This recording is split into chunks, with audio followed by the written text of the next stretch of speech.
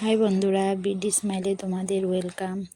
আমি আজকে বানাবো বাটা মাছের সর্ষে ঝাল। তার জন্য মা বাটা মাছগুলো কেটে দিয়েছে। এখন এই যে এদিকে আমি বাটা মাছগুলো ধুয়ে নিয়েছি। এখন আমি এদিকে পেঁয়াজ কেটে নিয়েছি।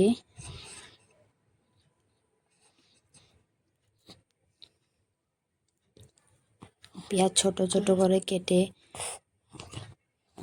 এরকমভাবে কেটে নিয়েছি। এখন আমি মিক্সার গ্রাইন্ডারে মশলা পেস্ট করে নেব। তার জন্য যে সর্ষে নিয়েছি, কাঁচা লঙ্কা নিয়েছি, জিরে নিয়েছি আর ধনে গুঁড়ো অল্প নিয়েছি। এখন পেঁয়াজ দিয়ে দেব, দিয়ে এটা ভালো করে পেস্ট করে নেব। আর এদিকে আমি মাছগুলো ভাজবো না, কাঁচাই বানাবো। তার জন্য নুন হলুদ দিয়ে দিলাম আর পেস্ট করা মশলাটাও দিয়ে দিলাম।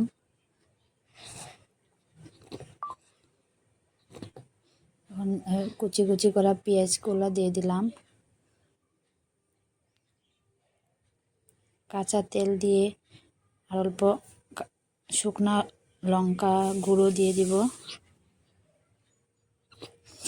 দিয়ে এটা ভালো করে মেখে নেব।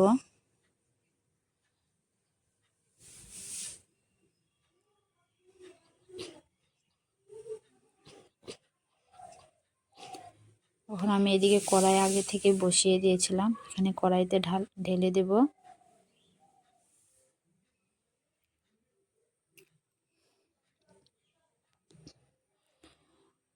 যে যেরকম ঝোল খায়, এটা বেশি ঝোল হবে না। ঝোল দিয়ে ঢেকে দিলাম, হিটটা অল্প কমিয়ে দিলাম। হয়ে গেছে আমার বাটা মাছের সর্ষে ঝাল। উপরে ধনেপাতা দিয়ে দিলাম।